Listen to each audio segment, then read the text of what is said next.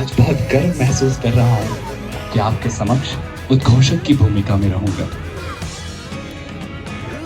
दोस्तों, आकृति रंग संस्थान पुनः समाज सेवी, राशि खत्री समाज सेवी, संजीव चौधरी समाज सेवी, राकेश कुमार साहू समाज सेवी, उमर रमेश प्रभात सिंह। धन्यवाद।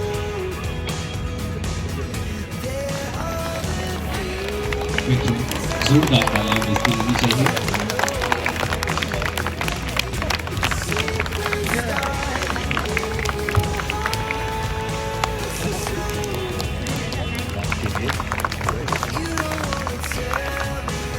आप सभी का बहुत बहुत धन्यवाद।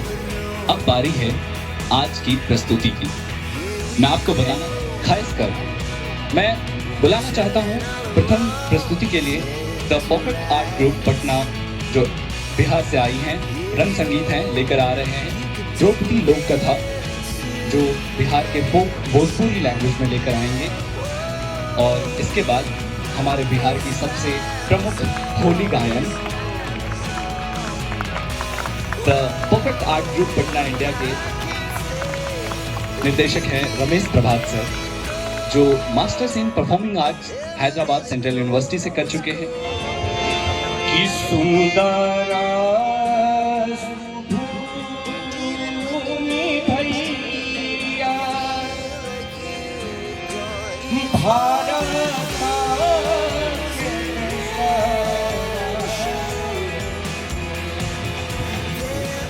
लिख दिया जो महिलाएं बातों को कह नहीं पाती, और उन्हीं की कुछ कहानियां कविताओं से मिलाकर भीगी औरतें नाटक का लेखन करती हैं हमारी प्रिय मैम उमा झुंझुनवाला मैम। फिर उस नाटक को निर्देशन और परिकल्पना भी करती हैं उमा झुंझुनवाला मैम। मैं इस नाटक के बारे में कुछ खास अभी बताऊंगा नहीं, क्योंकि आप नाटक देखें। तो जोरदार तालियों से आज की प्रस्तुति शुरुआत की जाए। लिटिल थेस्पियन थिएटर की तरफ से पेश है भीगी औरतें।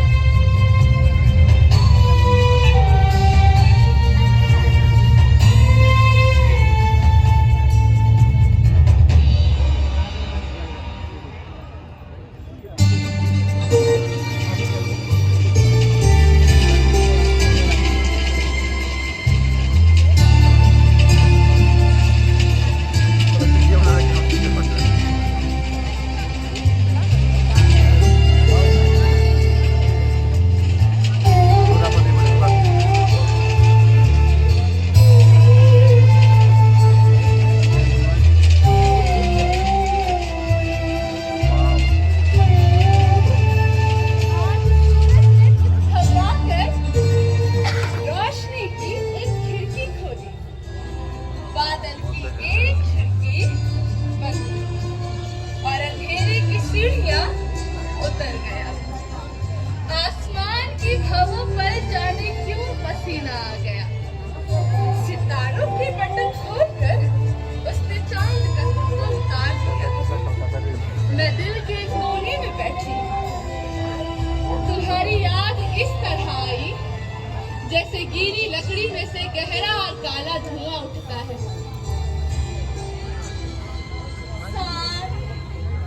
हजारों ख्याल आए जैसे कोई सूखी लकड़ी सुर्ख आग की आहें भरे।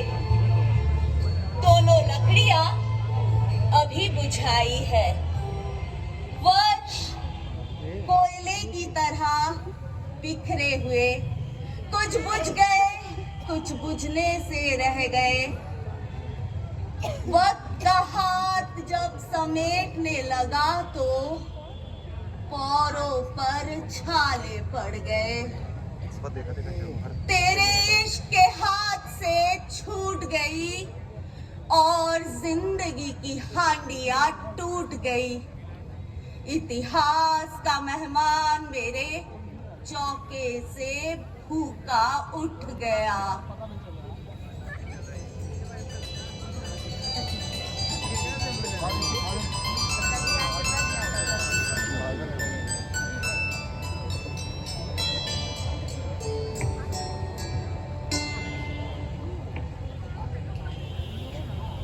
धरती अति सुंदर किताब, चांद सूरज की जलवाली, और खुदाया ये दुख, भूख, सितम, गुलामी। इतनी इबादत है कि आप रूफ की गलतियां। कितनी पीड़ा है ना अमृता के इन लफ्जों में। अमृता ने दर्द को बहुत करीब से महसूस किया है, इसलिए इनकी कहानियों में उभरी स्त्रियों की। क्या आप उन पर कितने ही चलते हुए अक्षर रख दे, वे कागज चलते ही नहीं। जिन लोगों के पास एहसास है, जलते हुए अक्षर को पढ़ते हुए उनके एहसास से सुलगने लगते हैं, पर कोई कागज नहीं चलता। शायद ये शाप नहीं है भी तो इसे शाप नहीं कहना चाहिए। अगर ऐसा होता तो दुनिया की कितनी ही किताबें अपनी ही राख से जल जाती हैं।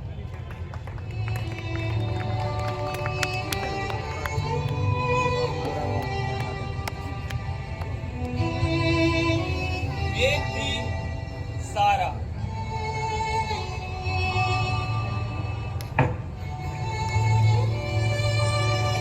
मेरी तहरीरों से कई घरों ने मुझ पर थूक दिया है, लेकिन मैं उनका जायका नहीं बन सकती। मैं टूटी हुई दस्तकें झोली में भर रही हूँ। ऐसा लगता है पानी में कील ठोक रही हूँ। हर चीज बह जाएगी, मेरे लफ्ज, मेरी औरत। ओह, ये मशकरी गोली किसने चलाई अमृता? जुबान एक निवाला क्यों कबूल करती है? भूखे और पकवान अलग अलग, देखने को सिर्फ एक चांद सितारा क्यों देखूं? समंदर के लिए लहर जरूरी है। अमृता, वो ब्याह कराने वाले लोग कहाँ गए? ये कोई घर है जहाँ औरत और इजाजत में कोई फर्क नहीं रहा? मैंने बगावत की है अकेली नहीं, अब अपने आंगन में अकेली रहती हूँ। कि आजादी कोई बड़ा पेशा नहीं। देख मेरी मजदूरी, चुन रही हूँ लूंचे मांस, लिख रही हूँ कभी मैं दीवारों में चीनी गई, कभी बिस्तर पर चीनी जाती हूँ।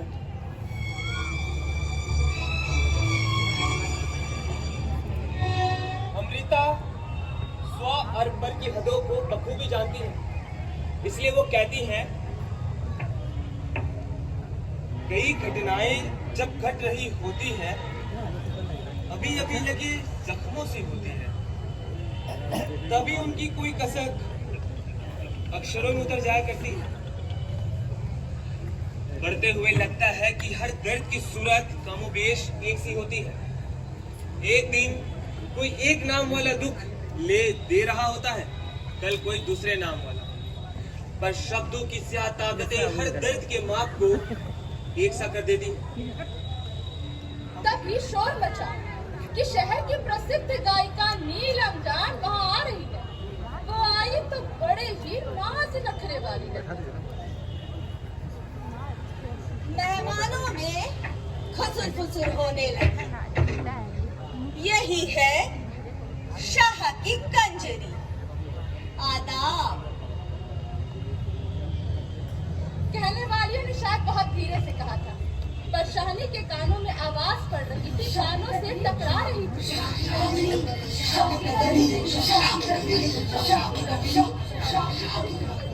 और शहानी के मुंह का रंग हल्का पड़ गया।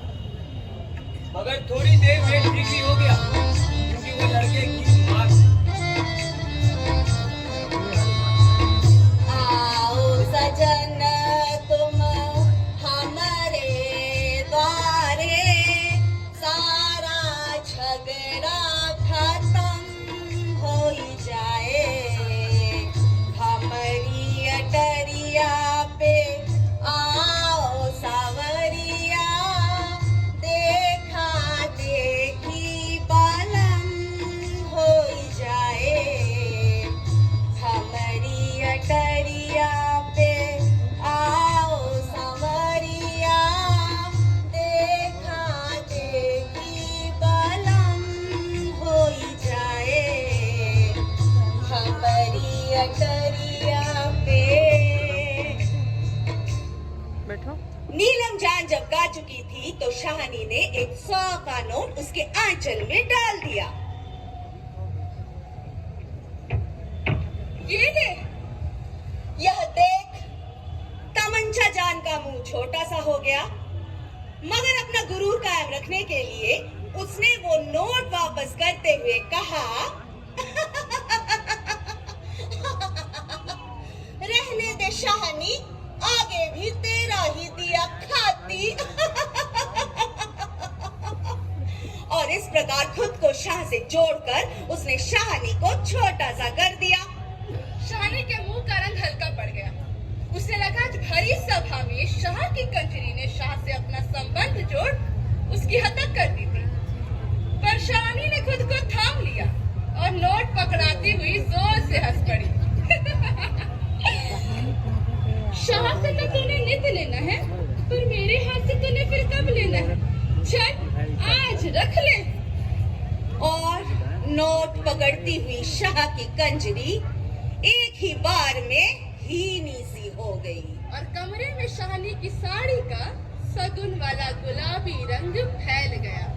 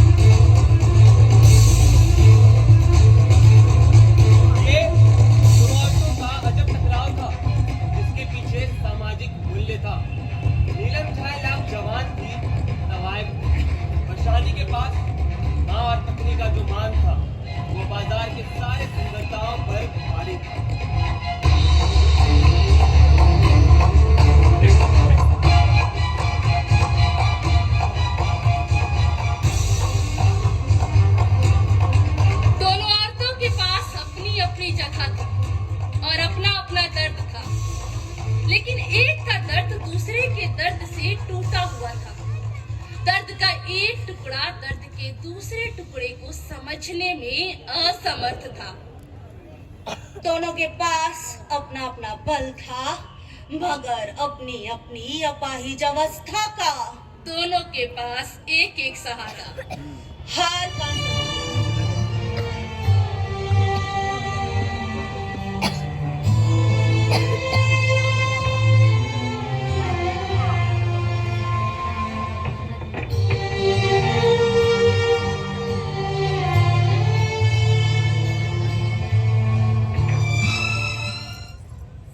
चार महीने राजा गर्मी होवत है, थर थर कांपे रे पवनवा।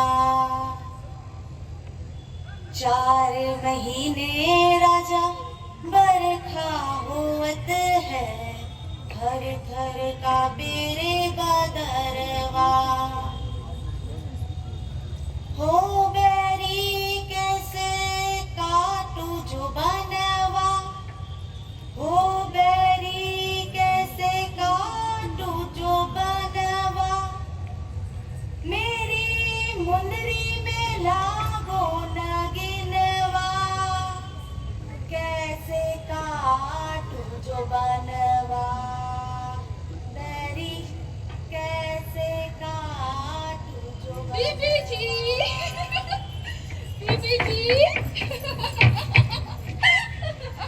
अरे अंगूरी, तू तो बहुत सज धज के आई है रे। ये देखिए बीबी जी, ये क्या है? ये तो मेरे पैरों की छेल छुड़ी है। और ये क्या है बाजू में? ये तो बाजू बंद है। वाह, पराला दिखा। ये देखिए। अच्छा सुन, तूने आज कमर में कुछ नहीं पहना? पगड़ी बहुत भारी लगती है, कल तो पहनूंगी। आज तो मैंने तौक भी नहीं पहना, उसका टाका टूट गया है। कल शहर में जाऊंगी, टाका भी गड़वाऊंगी, नाकील भी लगाऊंगी। मेरी नाक पर नक्शा था इतना बड़ा, पर मेरी सास ने दिया नहीं। ठीक है, तू बैठ।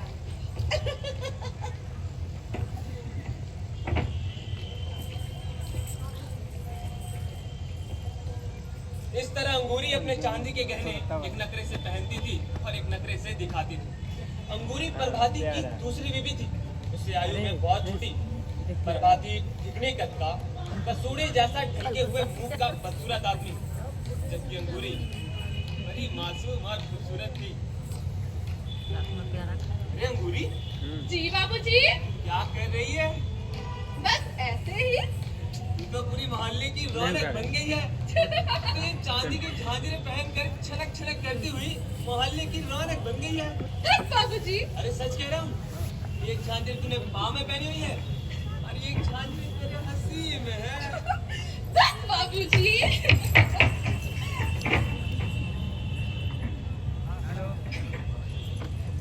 प्रभाती जब इसे ब्याह कर लाया था तो ये सारा सारा दिन अपने कमरे में रहती थी। मगर जैसे जैसे वक्त बीतता गया, अंगूरी के अपने छोटे कमरे में दम घुटने लगा। इसलिए वो अमृता के घर के सामने आ बैठती। अमृता के घर के सामने नीम के बड़े बड़े पेड़ थे। एक दिन अमृता नीम के पेड़ों के नीचे बैठकर किताब पढ़ रही थी तो अंगूरी आई। बीबी जी, बीबी जी, क्या पढ़ती हो बीबी जी? मैं। तुम पढ़ोगी? मेरे को पढ़ना नहीं आता। सीख लो ना, क्यों? औरत को पढ़ने से पाप लगता है। औरत को पाप लगता है और मर्दों को पाप नहीं लगता। ना, मर्द को पाप नहीं लगता। ये तुमसे किसने कहा? मैं जानती हूँ। अच्छा, तो फिर मैं पढ़ती हूँ, मुझे भी पाप लगेगा। शहर की औरत को पाप नहीं लगता है, गांव की औरत को पाप लगता है। अच्छा ये बता, तेरे गांव में लड़कियों की शादी कैसे होती है? लड़की छोटी सी होती है, 5-7 साल की। जब वो किसी के पाँव पूज लेती है। कैसे पूज लेती है पाँव?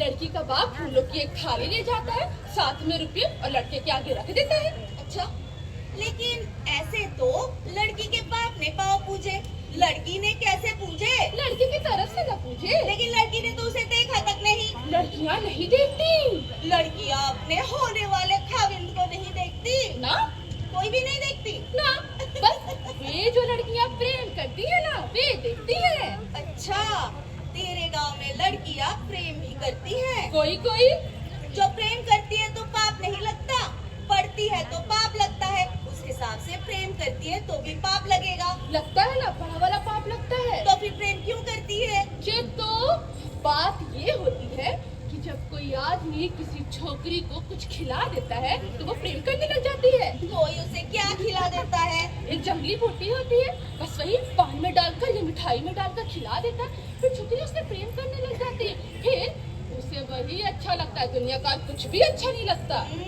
सच्ची? तुझे कैसे मालूम? मैं जानती हूँ, मैंने अपनी आंखों से देखा है। इसे देखा है? एक सखी थी, इतनी बड़ी थी मेरे से।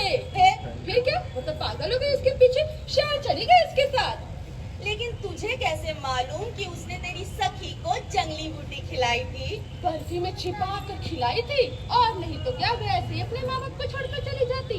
वो उसको बहुत सारी चीजें लाकर देता था, शहर से धोती लाता था, चूड़ियाँ भी लाता था शीशे वाली, और मोतियों की माला भी। अरे पगली, ये सारी तो चीजें हुई, लेकिन तुझे कैसे मालूम कि उसने तेरी सखी को जंगली बूटी खिलाई थी? नहीं खिलाई थी तो फिर वो उससे प्रेम करने क्यों लग गई? प्रेम तो यूं ही हो जाता है। नहीं, प्रेम ऐसे नहीं होता। जिससे माँ बाप बुरा मान जाए, भला उससे प्रेम कैसे हो सकता है? चल छोड़, तूने वो जंगली बूटी देखी है?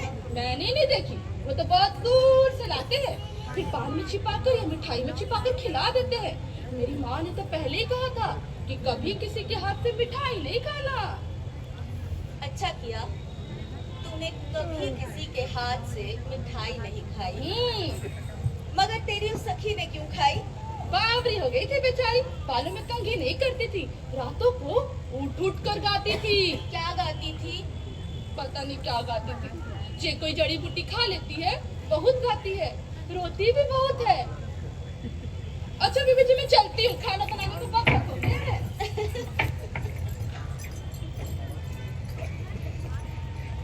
हमारे मोहल्ले का एक चौकीदार था, राम तारा। बड़ा फुर्तीला, बोलने का सलीका जानता था, रंगीन कपड़े पहनने का शौकीन था, चाल ढाल से शहरी बाबू ही लगता था। वो पहले अमृता के वहां से चाय लेकर पीता था, और जब से अंगूरी आई थी वो सवेरे कहीं से दूध ले आता और अंगूरी के चूल्हे पर गर्म करके चाय बनाता। अंगूरी, प्रभाती और राम तारा तीनों मिलकर चाय पीते। 3 दिन पहले किसी काम से राम तारा अपने गांव चला गया था। अंगूरी की चूल्हे की याद और उसकी खनक जैसे उसके साथ चली गई हो। चौथे दिन के दोपहर को जब अमृता नीम के पेड़ों के नीचे बैठकर किताब पढ़ रही थी तो अंगूरी आई। पहले जब अंगूरी आया करती थी उसकी छन छन करती आवाज 20 गज दूर से ही सुनाई दे जाती थी, पर आज उसकी ये पैरों की ये झांझरें पता नहीं कहाँ खोई हुई थी। 4 महीने राजा ठंडी होवत है, थर थर कांपे करे जवान। अरे ओ अंगूरी, तुम तो बहुत मीठा गाती हो। मुझे गाना नहीं आता बीबी जी।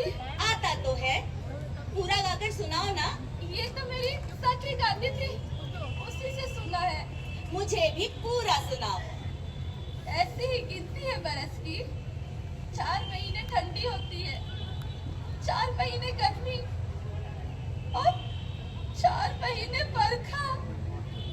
क्या बात है, क्या हुआ? मुझे पढ़ना सिखा दो बीबी जी। तू पढ़ेगी, अब तुझे पाप नहीं लगेगा? क्या हुआ? चेहरा ऐसे लटका हुआ क्यों है तेरा? सुबह से कुछ खाया कि नहीं? चाय वाय पी कि वो भी नहीं? चाय? आज तो दूध ही नहीं लिया। दूध क्यों नहीं लिया तूने? 3 दिन से राम तारा नहीं आया। राम तारा? तूने 3 दिनों से चाय नहीं पी ना, रोटी भी नहीं खाई? ओह अंगूरी, कहीं तूने वो जंगली बूटी तो नहीं खा ली?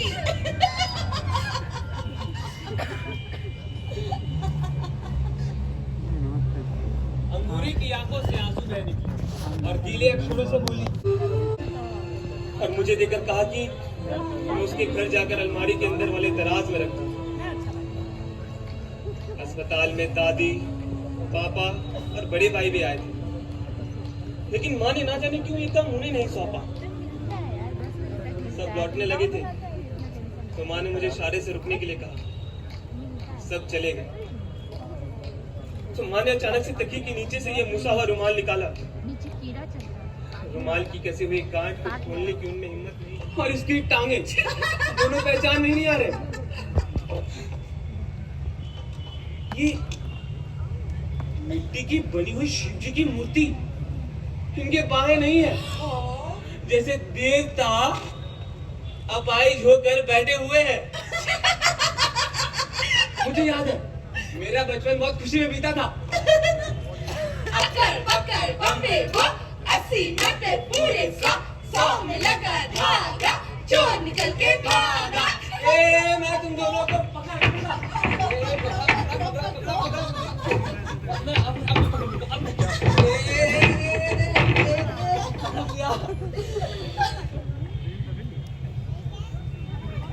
बड़े भाई के जन्म के 7 बरस बाद मेरा जन्म हुआ था, इसलिए मेरे बहुत लाड हुए थे। तब तक पापा की तरक्की भी हो चुकी थी, इसलिए मेरे वास्ते बहुत सारे कपड़े और बहुत सारे खिलौने खरीदे जाते थे। मगर माँ को सब टूटे हुए खिलौने की क्या जरूरत थी, समझ में नहीं आया। खिलौने नहीं, ये मेरे बचपन के कपड़े, ये देखो लाल चड्डी।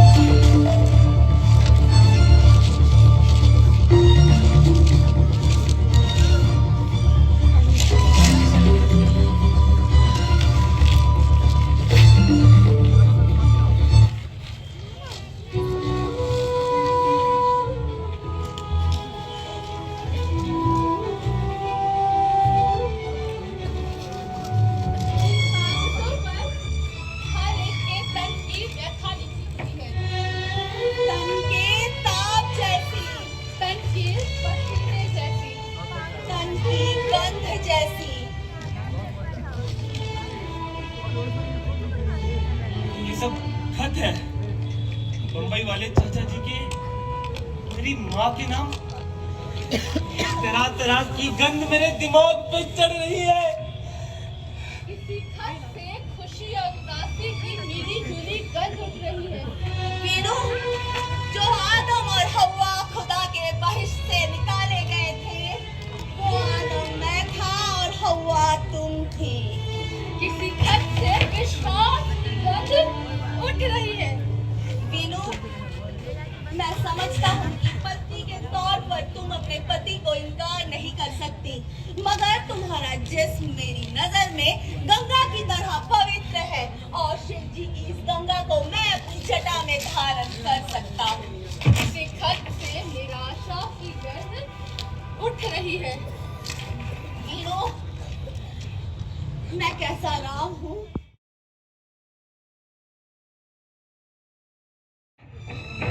बाबा, बाबा,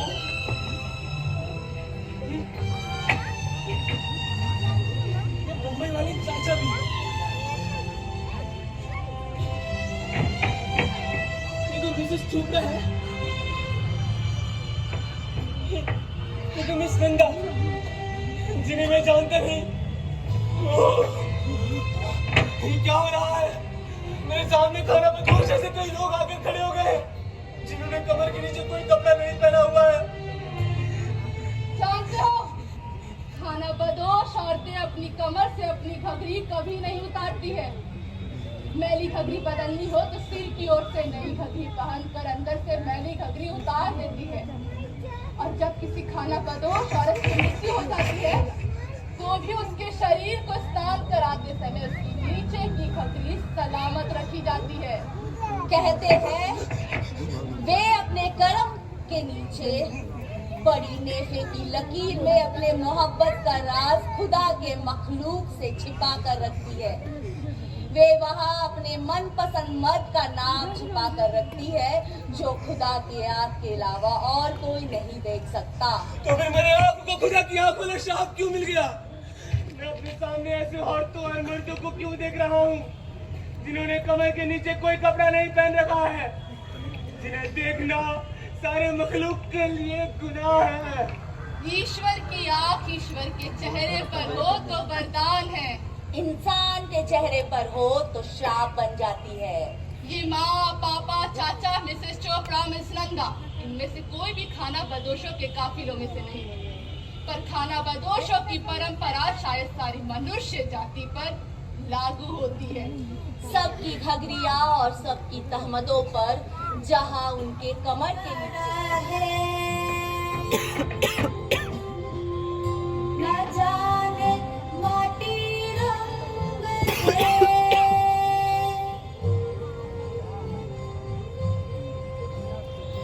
दुल्हन तो बड़ी सुंदर, न जाने कौन रंग करे। बाबा,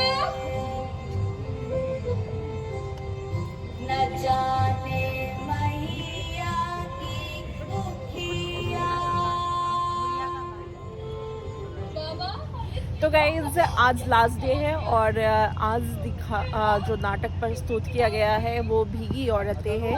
अभी वो चली रही है बट मुझे थोड़ा लेट हो रहा है तो मैं निकल रही हूँ। तो बहुत ही अच्छा परफॉर्मेंस है जो कि कलकत्ता से टीम आई है और वो उन्होंने प्रस्तुत किया है, तो बहुत ही मज़ा आ रहा है। और आप लोग थोड़ी झलक तो देख ही सकते हैं मेरे ब्लॉग में, तो बहुत ही अमेजिंग लेवल का मज़ा आ रहा है। तो इसी तरह प्यार बनाते रहिएगा और प्यार देते रहिएगा। फिर मिलती हूँ नेक्स्ट इंफॉर्मेटिव ब्लॉग लेके, तब तक के लिए बाय बाय, टेक केयर और लाइक सब्सक्राइब फॉलो करना ना भूलिएगा।